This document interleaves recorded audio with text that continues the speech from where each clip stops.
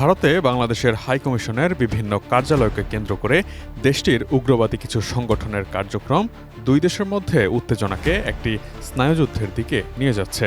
বাংলাদেশে ভারতের জাতীয় পতাকার অবমাননা ও সংখ্যালঘুদের উপর কথিত নির্যাতনের অভিযোগ টেনে বাংলাদেশের হাইকমিশনের কার্যালয়ে রীতিমতো সন্ত্রাসী কার্যক্রম চালাচ্ছে ভারতের কিছু উগ্রবাদী সংগঠনের কর্মী সমর্থকরা।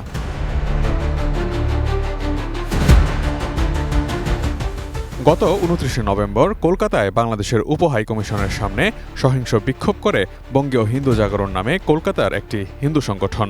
এ সময় বাংলাদেশের জাতীয় পতাকা পোড়ানো, ডক্টর মোহাম্মদ ইউনূসের কুশপুত্তলিকা দাহ করার মতো নিন্দনীয় ঘটনা ঘটায়। আর এই ঘটনায় ডেপুটি কমিশনে কর্মীদের নিরাপত্তা নিয়ে গভীর উদ্বেগ প্রকাশ করে ক্ষোভ জানায় বাংলাদেশ সরকার। এমন নেক্কারজনক ঘটনার পুনরাবৃত্তি ঠেকাতে বাংলাদেশের তরফ থেকে ভারতকে অনুরোধ জানানো হয়, কিন্তু তার দুদিন যেতে না যেতেই একই ন্যাক্কারজনক ঘটনার পুনরাবৃত্তি ঘটল বাংলাদেশের সীমান্তবর্তী ভারতের আরেক রাজ্য ত্রিপুরায়। শেকড় থেকে শিখরে ত্রিপুরা রাজ্যের আগরতলায় বাংলাদেশের সহকারী হাইকমিশন কার্যালয়ে ডেপুটেশন জমা দেওয়ার কথা ছিল হিন্দু সংঘর্ষ সমিতি নামে ভারতের একটি সংগঠনের।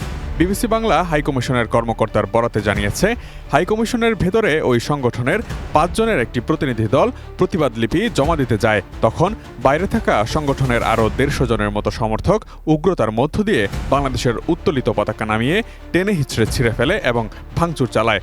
এ সময় এর বিপরীতে ১০০ জনের মতো পুলিশ উপস্থিত থাকলেও উগ্রবাদীদের প্রতিহত করতে দেখা যায়নি।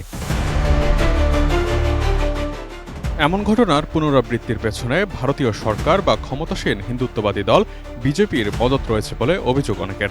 এই ঘটনার তীব্র প্রতিক্রিয়া দিয়েছেন বাংলাদেশের অন্তর্বর্তীকালীন সরকারের আইন উপদেষ্টা ডক্টর আসিফ নজরুল। এক ফেসবুক পোস্টে তিনি ক্ষোভ জানিয়ে লিখেছেন, আজকে ভারতের আগরতলায় বাংলাদেশের সহকারী হাইকমিশন তছনছ করা হয়েছে, বাংলাদেশের পতাকায় অগ্নিসংযোগ করা হয়েছে। হিন্দু সংঘর্ষ সমিতি নামে একটি সংগঠনের সদস্যরা এই ন্যাক্কারজনক ঘটনা ঘটিয়েছে। প্রশ্ন রেখে বলেন, এই ঘটনা মুসলিম সংঘর্ষ সমিতি নামক কোনো সংগঠন বাংলাদেশে করলে কেমন আক্রমণাত্মক প্রচারণায় মেতে উঠত ভারত। তিনি আরও লিখেছেন, আন্তর্জাতিক আইন অনুসারে ভারতের মাটিতে বাংলাদেশের সহকারী হাইকমিশনকে পরিপূর্ণ নিরাপত্তা দেওয়ার দায়িত্ব ভারতীয় সরকারের। তারা এটি করতে ব্যর্থ হয়েছে। এই ব্যর্থতার নিন্দা জানানোর পাশাপাশি পশ্চিমবঙ্গের মুখ্যমন্ত্রী মমতা ব্যানার্জির বক্তব্যেরও নিন্দা জানিয়েছেন তিনি। সম্প্রতি বাংলাদেশে জাতিসংঘের শান্তিরক্ষী বাহিনী পাঠাতে ভারতের কেন্দ্রীয় সরকারকে ব্যবস্থা নিতে অনুরোধ জানান মমতা ব্যানার্জি। বিপরীতে ফেসবুক পোস্টে ভারতের বিভিন্ন অঞ্চলে সংখ্যালঘু ও দলিত সম্প্রদায়ের উপর ঘটা সহিংসতার কথা স্মরণ করিয়ে দিয়ে ভারতের এবং মমতা ব্যানার্জির উল্টো লজ্জিত হওয়া উচিত বলে মন্তব্য করেছেন ডক্টর আসিফ নজরুল। পোস্টের শেষাংশে তিনি প্রতিবেশীদের সাথে সমমর্যাদা ও সমানাধিকার ভিত্তিক বন্ধুত্বে বিশ্বাসী উল্লেখ করে ভারতের উদ্দেশ্যে বলেন, ক্ষমতালোভী ও ভারত তোষণ নীতিতে বিশ্বাসী শেখ হাসিনার বাংলাদেশ এখন আর নেই। গণ অভ্যুত্থানের মধ্য দিয়ে নির্ভীক তরুণ সম্প্রদায়ের স্বাধীন, সার্বভৌম ও আত্মমর্যাদাশীল বাংলাদেশের কথাও ভারতকে মনে করিয়ে দেন তিনি। এদিকে আগরতলায় হাইকমিশনে হামলার ঘটনায় ক্ষুব্ধ প্রতিক্রিয়া জানিয়ে রাতে বিবৃতি দিয়েছে বাংলাদেশের পররাষ্ট্র মন্ত্রণালয়।